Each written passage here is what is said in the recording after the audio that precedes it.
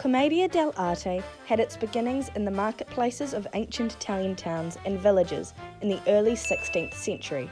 Some of its traditions can be traced as far back as the theatre of ancient Greece and Rome.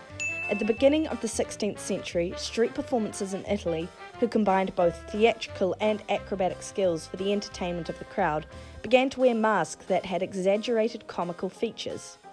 They did this to draw attention to themselves and the type of character and person they were playing. Commedia began as a spontaneous improvisation, and that tradition has continued through to today, despite scripts now coexisting alongside. Like modern-day improv, instead of the script, actors were given a scenario. Commedia troupes consisted of about 12 actors, each a specialist in his or her stock character. There was no playwright or director. The company manager would announce the title and theme of the advanced performance, making a scenario then accessible for the actors. The scenarios were 3 pages long and described the basic plot points of the story with the character entrances and exits. The dialogue was never scripted, and the actors would collaborate together to improvise a unique performance at every show. The characters of Commedia dell'arte represented fixed social types, as the purpose of it was to poke fun at the social classes. A commedia actor usually played the same character their whole life. Following that, they trained their family when they could no longer perform. The main characters were as follows.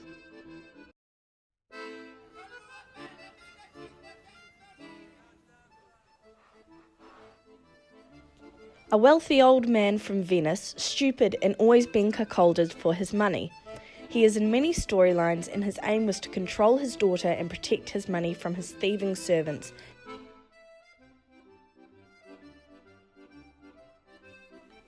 Do you want to look in my blue sack? And I've been cuckolded so many times, it's gone blue. You want to know what's in it? Oh, well, it's just my crown jewels. Yes, would you like to see my crown jewels from my sack? My buddy.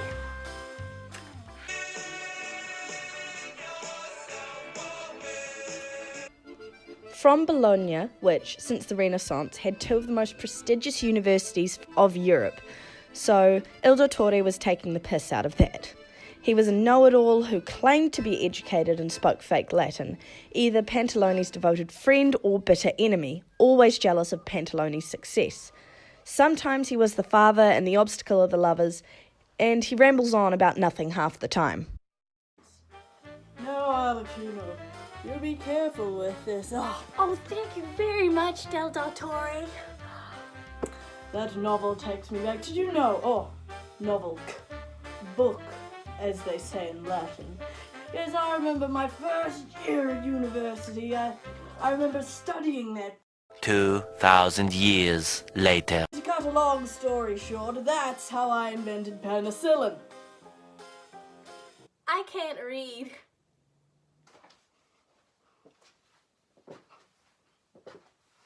A boastful, arrogant soldier, often portrayed as a Spaniard. He'd try to impress people with stories of his bravery during fake battles, but he was a coward at heart. He was the butt of most of the jokes, as Australians are to New Zealanders. Hey baby, you want to see where they call me the captain? You want to see my medals? Well, it's a shame, I just took them in for cleaning, but I can assure you that they are real, they exist, and that they are shiny. I was about to leave Spain. The big black lion came bounding over. So I drew out my sword, taking my courageous...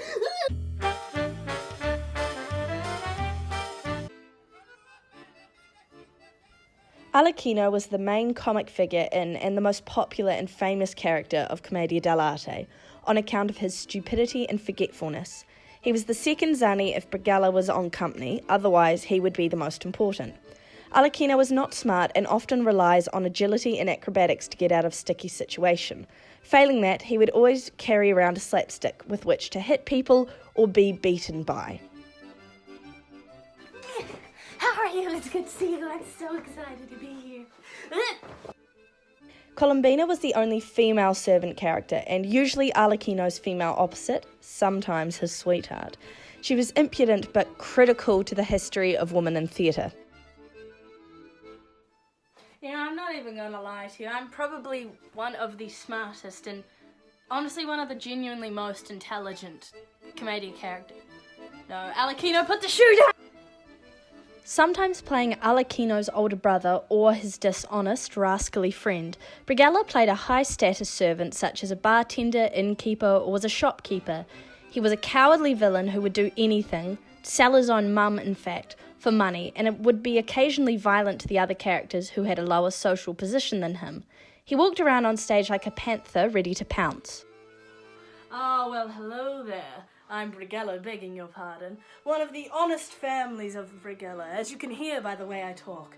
I was born in Fiera. They're a lying rogue, stratum, I say. I have a heart of gold. You can tell anyone comes from Fiera by their knivish face.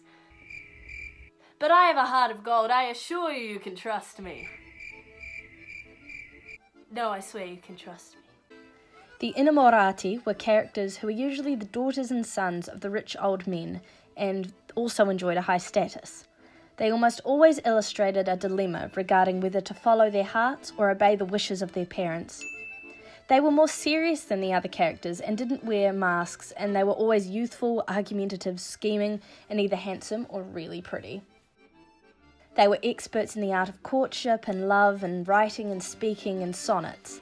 They fell madly in love with each other and then into despair, and were suspicious and jealous. They argued, made up, and in the end flew into the arms of each other on their way towards an ideal marriage. The male lover, innamorato, has a romantic name like Lilo or Ottavio, whereas the female lover, innamorata, has a beloved name like Isabella, Silvia, Coralina. As Richard Schechner quotes, some performance art may take only a few seconds, while other events can take a year or more to complete. Some works occur on street corners or in storefront windows, whereas others are dispersed to locations all around the world. In other words, just as there are no theoretical limits to performativity, there are also no practical limits to performance art. And this is truly applicable to Commedia dell'arte. Being performed in a town square or village centre, more often than not, the audience would just be standing around the stage, making it a very intimate setting, especially when they were talking about so long established societal laws and classes. Commedia troupes travelled with everything they needed, like costumes, props, and portable, simple staging that could be set up in any outdoor public space. This was to keep focus on just the performance skills in physical comedy, rather than impressing the crowd. All around me are familiar faces, worn. Props included animals, weapons, food, furniture, and would often end up being in their sets. Some characters were even made up specifically for a region they were performing in, such as Sandrone, whose mask represented the city of Modena. The stage was 2 metres high, so people in the market would see it from far away and come and watch. The small stage allowed for a lot of audience interaction that allowed for an increased connection between the lower classmen watching and the lower class characters. The main purpose of Commedia was to keep any social class laughing. The higher class in Renaissance Italy had operas that they really didn't want the lower class at, so a bit of intimacy and understanding was really important in Commedia and was established through the physical actions, such as the actors never turning their backs as they left the stage. The Commedia troupes performed for all, so language wasn't a problem in their performances because they were marked by skillful mime, stereotyped stock characters, traditional stunts or pranks, masks, broad physical gestures, improvised dialogue and clowning. The advantages of touring troupes was that they could perform anywhere there was demand, so they had a lot of freedom. As Ciro Foroni comments, many of the innovations in dramaturgy and acting technique that were introduced during this time resulted from a mobility that connected and at the same time multiplied the linguistic and cultural differences between the actors organised in troupes and the audience who attended their performances. In Robert Henke's book, Representations of Poverty in the Commedia dell'arte, he asserts that at archival accounts of the poor in modern Italy, we can observe the performances of everyday life among the downtrodden.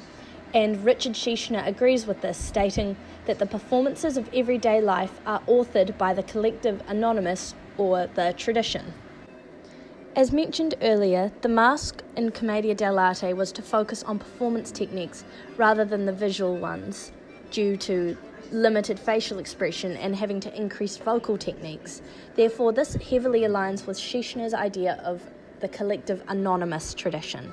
However, if we particularly focus on the nose of the masks, they were a clever indicator for the audience as to see who was the more wealthy and high status in the scene. A very prominent theme for troupes to perform was commentary on the social divide between the wealthy and the poor. In Renaissance Italy, the upper class believed they were better simply because they had more money and power. So, a plot about a lower class Zani doing one over on an upper class character with no consequences was so appealing because they knew it wouldn't happen in real life. To communicate this theme within a performance, a character like Pantalone, for example, a rich upperclassman obsessed with money would beat a lower-class servant character like Alecchino or Colombina and force them to do his dirty work for him. Because Alecchino was very stupid, he would find a way to publicly humiliate Pantalone by telling everyone about his affairs, usually by accident, or to steal or lose his money accidentally, all without Pantalone knowing. This all relates back to the lower-class Alecchino character getting one over on the upper-class character like Pantalone. Performances like these were incredibly important to the audience as class systems were very much in place, and while they were open for all social classes to attend, the purpose of Commedia was simply to entertain the crowd.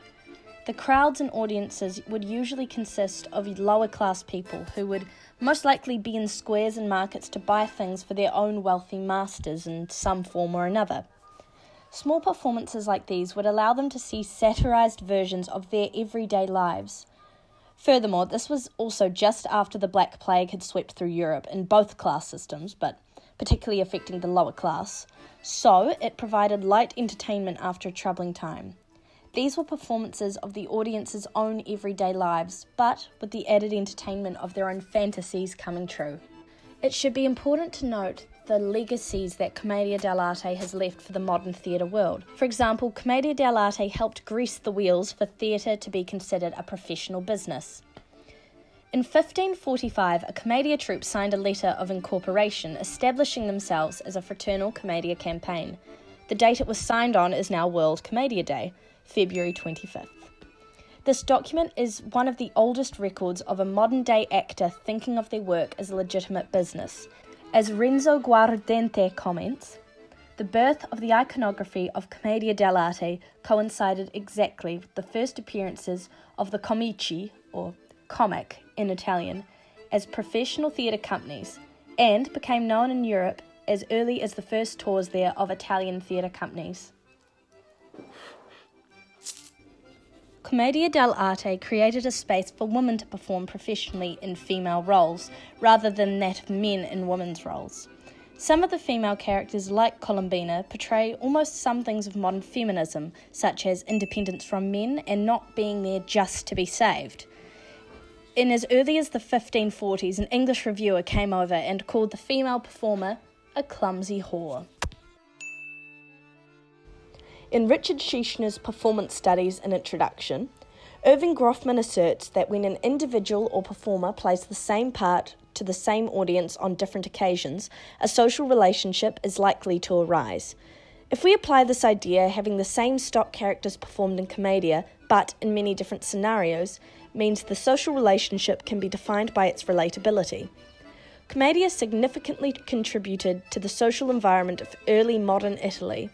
Being performed in the streets brought people together, regardless of ethnicity, religion, or class. They were able to be poked fun at by all. At its heart, Commedia was created by poor actors to be performed for the common folk. As Riccardo Dulci contends, Commedia was able, for the first and only time, to stage characters that were not fictitious but real, with much greater anthropological significance and a much broader historical presence. And this has continued in many media forms.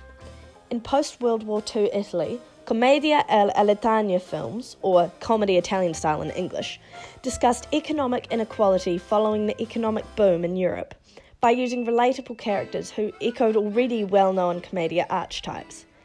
Even in modern-day media such as The Simpsons, audiences continue to consume the same commedia archetypes because they are either relatable or they parody relatable situations. It is undeniable that the social contract between the commedia performers and the audience presented characters that, while flawed, had relatable desperation that nevertheless fills you with hope through laughter.